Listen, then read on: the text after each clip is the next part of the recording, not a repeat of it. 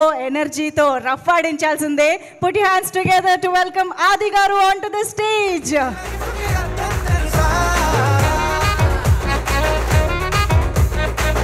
ఆది గారు please welcome.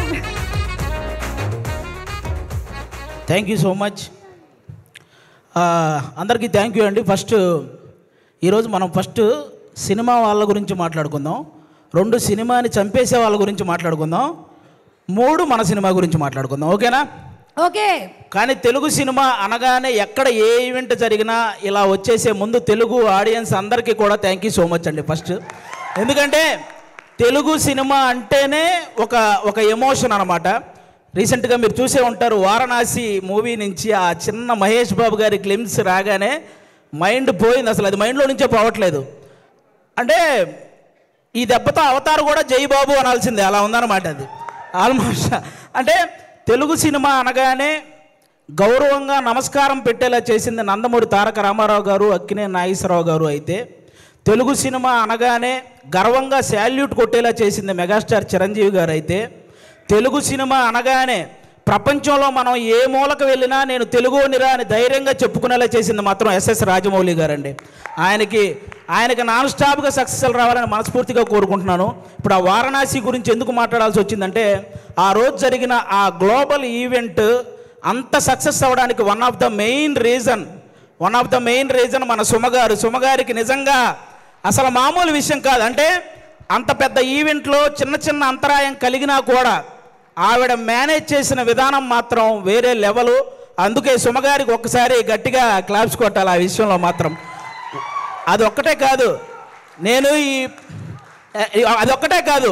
ఈ ప్రేమ అంటే సినిమా కంటే ముందు మీకు అసలు సుమ అంటే ఏంటో చెప్తాను మీకు. అసలు జనరల్గా మీరు Sukumar universe, Lokesh Kanagaraj universe, Sujeeth universe ఇవన్నీ చూసుంటారు కదా. కానీ సుమ యూనివర్స్ అనేది వీటన్నిటికంటే పెద్దది. ఎందుకంటే ఒక డైరెక్టర్ తన ముందు సినిమాకి తర్వాత వచ్చే సినిమాకి మధ్య ఒక లింక్ ఉంటే దాన్ని యూనివర్స్ అంటారు కదా. కానీ ఏ ఇండస్ట్రీకి సంబంధించిన ఏ డైరెక్టర్ సినిమా తీసినా ఆ సినిమాకి సుమ గారి యాంకరింగ్కి మధ్య ఒక లింక్ ఉంటుంది, దాన్నే సుమ యూనివర్స్ అంటారు. అందుకే ఆ యూనివర్సే అన్నిటికంటే పెద్దదన్నమాట. అసలు సుమ అనే పేరులోనే ఉంది. ఎస్ అంటే సక్సెస్ఫుల్గా, యూ అంటే అల్టిమేట్గా, ఎం అంటే మీనింగ్ఫుల్గా, ఏ అంటే యాంకరింగ్ చేసేదే మన సుమ గారు. మామూలు విషయం కాదు. అంటే జనరల్గా ఒక తెలుగువాడిగా పుట్టి ఎక్కడో కేరళలో ఉన్న వాళ్ళ చేత మనవాడరా అనిపించుకున్న అల్లు అర్జున్ గారు ఎంత గ్రేటో, ఒక కేరళ అమ్మాయిగా పుట్టి తెలుగు వాళ్ళందరి చేత మన అమ్మాయిరా అనిపించుకున్న సుమగారు కూడా అంతే గ్రేట్ అబ్బా. అంటే తను ఒక కూతురుగా వాళ్ళ అమ్మను బాగా చూసుకుంటూ, ఒక భార్యగా తన భర్తను బాగా చూసుకుంటూ, అలాగే ఒక తల్లిగా తన కొడుకు కూతుర్ని బాగా చూసుకుంటూ, ఒక యాంకర్గా ఇంతమందిని ఎంటర్టైన్ చేస్తూ బాగా చూసుకుంటుందంటే అది మామూలు విషయం కాదు. అందుకే ఆవిడకి నేను అంత పెద్ద ఫ్యాన్ అనమాట. నేను సుమగారికి, నేను సినిమాల్లో మీ అందరికీ తెలుసు పవన్ కళ్యాణ్ గారి ఫ్యాన్ అని, కానీ టీవీలో నాకు బాగా ఇష్టమైన యాంకర్ సుమగారు. నేను ఆవిడకి ఫ్యాన్, నేను అందుకు ఫ్యాన్ అనమాట. బేసిక్గా హీరోల్లో ఫ్యామిలీ హీరోలు ఉంటారు, మామూలు హీరోలు ఉంటారు. అలాగే యాంకర్లో కూడా మామూలు యాంకర్లు, ఫ్యామిలీ యాంకర్లు ఉంటారు. ఫ్యామిలీ హీరో విక్టరీ వెంకటేష్ గారు అయితే ఫ్యామిలీ యాంకర్ మన సుమగారు. అంటే తెలుగు సినిమా ఇండస్ట్రీకి అమ్మాయిలు రావాలంటే ఎక్స్పోజింగ్ చేయాలి, లేకపోతే కమిట్మెంట్ ఇవ్వాలి, ఇలాంటి తప్పుడు ప్రచారాలు చేస్తూ చాలామంది చెప్తుంటారు. కానీ టాలెంట్ ఉంటే అవేం చెయ్యక్కర్లేదు అని నిరూపించినటువంటి మహిళ మన సుమగారు. అంటే మెగాస్టార్ చిరంజీవి గారిని చూసి ఎంతమంది అబ్బాయిలు అయితే ఇన్స్పిరేషన్గా తీసుకొని ఇండస్ట్రీకి వచ్చారో, అలా సుమగారిని ఇన్స్పిరేషన్గా తీసుకొని ఇండస్ట్రీకి వచ్చిన అమ్మాయిలు చాలామంది ఉన్నారు. ఆ విధంగా కూడా ఆమెకి హ్యాట్స్ ఆఫ్ చెప్పుకోవాలి. ఒక ఈవెంట్ అంటే ఆల్మోస్ట్ 4 గంటలు నిలబడి ఆవిడ ఒక్కటే ఎంటర్టైన్ చేస్తూ ఉంటుంది. అలాగే ఒక టీవీ షో చేయాలంటే ఆల్మోస్ట్ 14 గంటలు నిలబడాలి. అంటే ఈవెన్ లేడీస్ ప్రాబ్లమ్స్ ఉన్నా కూడా ఆ పెయిన్ ఫేస్ మీద తెలియకుండా ఇంతమందిని ఎంటర్టైన్ చేస్తూ వస్తుంది. అంటే తను నిలబడి ఒక షోని నిలబెట్టగలిగే ఏకైక యాంకర్ మన సుమగారు. ఆల్మోస్ట్ ఇప్పుడు కాదు, 91లో వచ్చారండి. 91 నుంచి, అంటే 34 సంవత్సరాల నుంచి నాన్ స్టాప్గా మనందరినీ ఎంటర్టైన్ చేస్తూ తన ప్రమోషన్స్తో ఎన్నో సినిమాలను సక్సెస్ చేసిన సుమగారికి కూర్చొని కాదు, ఒక్కసారి అందరూ స్టాండింగ్ ఓవేషన్ ఇచ్చి క్లాప్స్ కొట్టాలని మనస్ఫూర్తిగా కోరుకుంటున్నాను. సీరియస్లీ అసలు అంటే నాకు ఇష్టమైన హీరోలకి, కమెడియన్లకి, డైరెక్టర్లకి, వీళ్ళందరికీ చాలామందికి పద్మశ్రీ, అలాగే పద్మభూషణ్ ఇలాంటి అవార్డులు మీరు రావటం చూశారు. అవన్నీ మనకు కూడా చాలా హ్యాపీనెస్ని ఇచ్చాయన్నమాట. తన ప్రొఫెషన్లో ఇంతమందిని ఎంటర్టైన్ చేస్తూ ఇంతమంది చేత ఒక గౌరవం దక్కించుకున్నటువంటి సుమగారికి కూడా అలాంటి అరుదైన గౌరవం దక్కాలని నేను మనస్ఫూర్తిగా కోరుకుంటున్నాను. నిజంగా థ్యాంక్ యూ సో మచ్ సుమగారు. మీతో పాటు ఈ సినిమాలో చేయడం నిజంగా మా అందరి అదృష్టం. అది నేను షోల్లో చాలాసార్లు అప్పుడప్పుడు ఈవెంట్స్లో చేశాను, కానీ ఒక ఫుల్ ప్లెడ్జ్డ్గా ఎప్పుడు మీతో పాటు ఒక ట్రావెల్ చేయలేదు. ఈ సినిమాలో చేయగలిగాను కాబట్టి నిజంగా థ్యాంక్ యూ సో మచ్ అండి. దానికి థ్యాంక్ యూ. ఇప్పుడు అది ఒక్కటే మాట, అంటే నేను మళ్ళీ మీ మీద పని చేస్తే ఈ సీరియస్నెస్ అంతా పోతుంది. సో నేను దీన్ని చాలా సీరియస్గానే తీసుకుంటున్నాను. అండ్ అలాగే అది అయిపోయింది కాబట్టి టాపిక్ వెనకాల వచ్చింది మా అక్క అనుకున్నారు, మా అమ్మ. మీ అమ్మగారు? అవును, యంగ్ అండ్ డైనమిక్. అది థ్యాంక్ యూ సో మచ్ అండి. అలాగే ఇప్పుడు మనం సినిమా వాళ్ళ గురించి మాట్లాడుకున్నాం, ఇప్పుడు సినిమాని చంపేసే వాళ్ళ గురించి మాట్లాడుకుందాం, ఓకేనా? బేసిక్గా సినిమా ఇండస్ట్రీలో ఉన్న పెద్ద పెద్ద వాళ్ళందరికీ ఒకే ఒక్క ఇదండి, ఎవరైతే సినిమా ఇండస్ట్రీలో రైటర్స్ ఉంటారో వాళ్ళని మాత్రం ఇంకొంచెం కేరింగ్గా ఇంకొంచెం వాల్యూ ఇవ్వాలని వాళ్ళకి నేను మనస్ఫూర్తిగా కోరుకుంటున్నాను. ఎందుకంటే రైటర్ అంటే వాడు ఇచ్చింది తీసుకుంటూ చెప్పింది రాసుకుంటూ వెళ్ళిపోతాడనే ఒక చిన్న ఆలోచన నుంచి రైటర్ అనేవాడు ఒక్కసారి నాకు ఎందుకులే అనుకుంటే ఇండస్ట్రీలో ఎవ్వరికీ పని ఉండదు అనే ఒక పెద్ద ఆలోచన చేయాలని నేను మనస్ఫూర్తిగా కోరుకుంటున్నాను. ఎందుకంటే సినిమా ఇండస్ట్రీకి రైటర్ అనేవాడే ఒక హార్ట్ లాంటి వాడు. గుండె కొట్టుకోకపోతే ప్రాణం పోద్ది, అలాగే రైటర్ అనేవాడు పెన్ను పట్టుకోకపోతే ఖచ్చితంగా సినిమా పోద్ది. అందుకే రైటర్లందరినీ ఒక్కసారి సినిమా ఇండస్ట్రీలో ఉన్న రైటర్లందరినీ గ్యాదర్ చేసి వాళ్ళ కష్ట సుఖాలు తెలుసుకొని వాళ్ళకు ఒక నూతన ఉత్సాహాన్ని ఇస్తే ఆటోమేటిక్గా మంచి సినిమాలు వస్తూ ఉంటాయి. ఎందుకంటే 1000 కోట్లకు సంబంధించిన వారణాసి లాంటి ప్రాజెక్ట్ రాయగలిగిన రైటర్లు కూడా మన దగ్గర ఉన్నారు. కానీ కనీసం వాళ్ళ అమ్మకి 1000 రూపాయల మందులు కొనుక్కునే స్థితి కూడా లేక వాళ్ళ టాలెంట్ అలాగే వెనకపడిపోతూ ఉంది. అలా రైటర్స్ అందరినీ ఒక్కసారి గ్యాదర్ చేసి వాళ్ళకు ఒక నూతన ఉత్సాహం ఇవ్వాలని సినిమా ఇండస్ట్రీ పెద్దవాళ్ళందరికీ నేను ఒకసారి మనస్ఫూర్తిగా కోరుకుంటున్నాను. అలాగే మీరందరూ గమనిస్తే ఆల్మోస్ట్ సంవత్సరానికి 150-200 సినిమాలు రిలీజ్ అయితే పట్టుమని 10 సినిమాలు కూడా ఆడట్లేదు సినిమా ఇండస్ట్రీలో. అంటే సినిమాలేమో ఆకాశంలో చుక్కల్లాగా లెక్క పెట్టలేనని వస్తున్నాయి, హిట్లు మాత్రం మన చేతికున్న వేలలాగా లెక్క బట్టిగలిగే అన్ని కూడా రావట్లేదు. అంటే దానికి అంటే ఏదైతే ఎంత కష్టం వచ్చినా నిలబడ్డ ఆ 4 ప్రొడ్యూసర్లు వాళ్ళ సంగతి పక్కన పెడితే ఎంతమంది ప్రొడ్యూసర్లు ఇలా వచ్చి మళ్ళీ అలా ఊరెళ్ళిపోతున్నారో మీకు తెలియదు. అంటే కొన్ని 100 కోట్ల నష్టం అవి భరించలేక మళ్ళీ తెచ్చుకున్న పరువును కాపాడు కోసం ఆ ఇస్త్రీ చొక్కాలు వేసుకొని ఈఎంఐలు కడుతూ ఉన్న ప్రొడ్యూసర్లు ఇంకా చాలామంది ఉన్నారు. అంటే దేనికంటే ఇదంతా ప్రతి ఒక్కరు ఏదో ఒక సలహా ఇచ్చేయడమే. మలయాళంలో మంజుమాల బాయ్స్ అని ఒక సినిమా చూసి అలాంటి సినిమా మన వాళ్ళు ఎందుకంటే తీరండి అని, పోనీ అలాంటి సినిమా మన వాళ్ళు తీస్తే అందులో ఐటమ్ సాంగ్ పెట్టలేదని ఏడుస్తారు. పోనీ ఏదో ఫ్రెష్ కంటెంట్ ఉండాలి కదండి, ఫ్రెష్ కంటెంట్ కావాలి కదండి, ఫ్రెష్ కంటెంట్ తీసి రిలీజ్ చేస్తే రిలీజ్ రోజు ఫ్లాప్ చేసేసి రిలీజ్కి వచ్చి పాటలు పాడుతుంటారు. రూబా రూబా సదాశివ సన్యాసి ఇలా పాడేస్తుంటారు రిలీజులకు వచ్చి. రిలీజ్ రోజు మనకి అయ్యేం తెలియదు. అలా అంటే ఆ విధంగా ఎవరికి వాళ్ళు సలహాలు ఇచ్చేసి ఆ సినిమాని ఏదో రూపంలో చంపేస్తూ వస్తున్నారు. దానివల్ల ఎక్కువ నష్టం ప్రొడ్యూసర్లకే జరుగుతుంది. వీటన్నిటికంటే ఏదైతే కొన్ని సంవత్సరాల నుంచి మన తెలుగు సినిమాకి బొమ్మ చూపించిన ఐబొమ్మ అనేది ఒకటి ఉందో ఆ దరిద్రం ఇప్పటితో అయితే పోయింది. కానీ దానికంటే పెద్ద దరిద్రం ఏముందంటే సోషల్ మీడియాలో వచ్చే నెగిటివిటీ. అంటే లెజెండరీ యాక్టర్స్ దగ్గర నుంచి ఇప్పుడిప్పుడే ఎదుగుదామని వస్తున్న ప్రతి యాక్టర్ మీద కూడా సోషల్ మీడియాలో విపరీతమైన నెగిటివిటీ.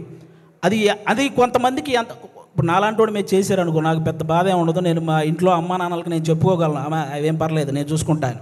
కానీ కొంతమంది అందరికీ అలా ఉండదు. కొంతమంది వాళ్ళ పేరెంట్స్ సెన్సిటివ్ అయి ఉండొచ్చు, ఆ పర్టికులర్ యాక్టర్ సెన్సిటివ్ అయి ఉండొచ్చు. అలా ట్రోల్ చేయడం వల్ల వాళ్ళు మనస్తాపానికి గురైపోయి ఖచ్చితంగా వాళ్ళు చేసే ప్రాజెక్టుల విషయంలో కానీ వాళ్ళు చేసే పనుల విషయంలో కానీ వెనకపడుతూ ఉంటారు. అది మీరు గమనించాలి. నేను ఓన్లీ ఏదో చిన్న చిన్న వాళ్ళ గురించి చెప్పట్లేదు.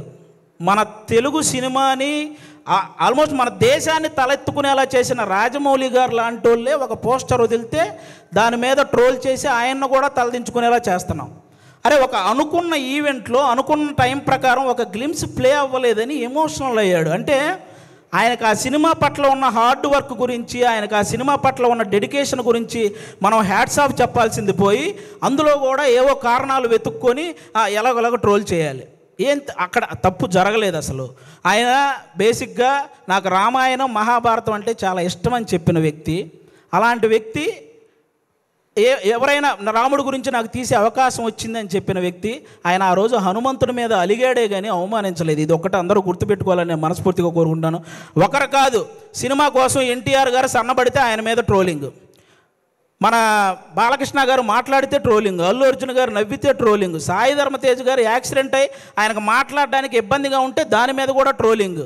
అరే మనం బయట దేశాలకు వెళ్తే జస్ట్ మనం బాహుబలి అంటే కానీ ఓ మీరు ఇండియనా అనే పరిస్థితి ఉండదు. అలాంటి ప్రభాస్ గారి లుక్స్ మీద ట్రోలింగ్, రామ్ చరణ్ గారి చికిరి చికిరి అనే సాంగ్ పక్క దేశాల వాళ్ళు కూడా రీల్ చేస్తున్నారు. అలాంటి ఆ స్టెప్పుల మీద ఇక్కడ ట్రోలింగ్. ఒకరు కాదు, విజయ్ దేవరకొండ గారి మీద మన ఇండస్ట్రీ వాళ్ళే ట్రోలింగ్. అంటే ఒక వ్యక్తి ఇంకా అంతకు మించి ట్రోలింగ్, అంత మానసికంగా ఒక వ్యక్తిని కుంగవేయాల్సిన పనే ఉంది. ఇప్పుడు బాహుబలి, RRR, పుష్ప ఎలాగో ఒక వర్గానికి అర్జున్ రెడ్డి లాంటి సినిమా కూడా అలాగే. అతనికి బౌన్స్ బ్యాక్ అయ్యే టైం కూడా ఇవ్వకుండా అతని మీద అంత ట్రోల్ చేస్తూ ఉంటే అతను ఎంత ఇబ్బంది పడతాడో ఆలోచించాలి. ఒక శ్రీలీల అని ఒక తెలుగు అమ్మాయి ఇక్కడి నుంచి బాలీవుడ్, తమిళనాడు ఇలా వెళ్ళి అన్ని ఇండస్ట్రీల్లో వర్క్ చేస్తుంటే ఆ అమ్మాయి డ్యాన్స్ చేస్తుంది కానీ యాక్టింగ్ పెద్ద. ఇప్పుడు భగవంత్ కేసరి అనే సినిమా నేషనల్ అవార్డు దృష్టికి వెళ్ళిందంటే బాలకృష్ణ గారి పర్ఫార్మెన్సు, అలాగే అనిల్ రావుపూడి గారి కథతో పాటు శ్రీలీల గారి పర్ఫార్మెన్స్ కూడా వన్ ఆఫ్ ద రీజన్ కదా. అలాంటి అమ్మాయిని అంత బ్లేమ్ చేయడం ఏంటి? ఒకటిగా మెగాస్టార్ చిరంజీవి గారి మీద డీప్ ఫేక్ AI వీడియోలు చేశారబ్బా. ఇంతకంటే దరిద్రం ఏమైనా ఉంటుందా? నాకు తెలిసి ఆయన రికార్డులు కొట్టిన పోస్టర్లు గోడల మీద పడేటప్పుడు ఆ ట్రోలింగ్ చేసినోడు వాళ్ళ అమ్మ కడుపులో కూడా పడి ఉండడు. అలాంటి వ్యక్తులు వాళ్ళు. ఆయన 3 దశాబ్దాలు 1వ నంబర్ పొజిషన్లో ఉన్నప్పుడు వీడికి అసలు ఒకటంటే ఇలా ఉంటుందని కూడా తెలియదు. మన తుఫాన్ వచ్చిన ఆయన సినిమాల కోసం మనం పరిగెత్తుకుంటూ వెళ్తున్నప్పుడు వాడికి నడవటం కూడా వచ్చి ఉండదు. అలాంటి వాడు వచ్చి మెగాస్టార్ చిరంజీవి గారి మీద ట్రోల్స్. అరే మెగాస్టార్ చిరంజీవి గారు ఒక స్టేట్కో ఒక క్యాస్ట్కో సంబంధించిన వ్యక్తి కాదు, ఒక దేశం గర్వించదగ్గ వ్యక్తి మెగాస్టార్ చిరంజీవి గారు. అలాంటి వ్యక్తి మీద ట్రోలింగ్. ఈ ట్రోలింగ్ ఎందుకు, వీటి వల్ల సినిమా ఎందుకు చనిపోతుంది అంటున్నానంటే, నేను హీరోల మీద ట్రోలింగ్ చేయడం వల్ల, ఇంతమంది స్టార్ హీరోల మీద ట్రోలింగ్ చేయడం వల్ల రేపొద్దున తెర మీద వాళ్ళు హీరోయిజం చూపించినా అది చాలా కామెడీగా అయిపోతుంది నార్మల్ జనాలకు, చూసే వాళ్ళకి. అందుకే ఆ హీరోయిజం ఫెయిల్ అవుతుంది కాబట్టి సినిమాలు ఫెయిల్ అవుతున్నాయి. అరే 100 కోట్లు ఖర్చు పెడుతున్న ప్రొడ్యూసర్లు ఒక పక్క ఒక సినిమా హిట్ అయితే ఇంటికెళ్ళి మా అమ్మ నాన్నకి చెప్పుకుంటామని వెయిట్ చేస్తున్న డైరెక్టర్లు, ఒక సక్సెస్ వస్తే కానీ ఇంకో సినిమాలో మళ్ళీ కంటిన్యూ చేయరు అని ఆశపడే టెక్నీషియన్స్, అరే ఫ్యామిలీస్ని వదిలేసి అభిమానుల కోసం హిట్ ఇవ్వాలని చెప్పి కష్టపడుతున్న హీరోలు, ఒక సినిమా హిట్ అయితేనే జీతం పెరుగుతుందనే ఆశించే సినిమా కార్మికులు, ఇంతమంది కష్టాన్ని ఒక చిన్న నెగిటివిటీ ట్రోలింగ్తో మీరు కంప్లీట్గా దాన్ని చంపేస్తున్నారు. ఒక్కరు కాదండి, అసలు ట్రోలింగ్ అంటే ఇప్పుడు మీరు బ్రహ్మానందం గారి రియాక్షన్స్తో మీరు ట్రోల్ చేస్తారు, అవి మేము కూడా నవ్వుకుంటాం, అందరూ నవ్వుకుంటారు. కానీ ట్రోలింగ్ అనేది నవ్వుకునేలా ఉండాలి కానీ నవ్వుల పాలు చేసేలా ఉండకూడదని ఒకసారి ఆ చేసే వాళ్ళకి నేను మనస్ఫూర్తిగా కోరుకుంటున్నాను.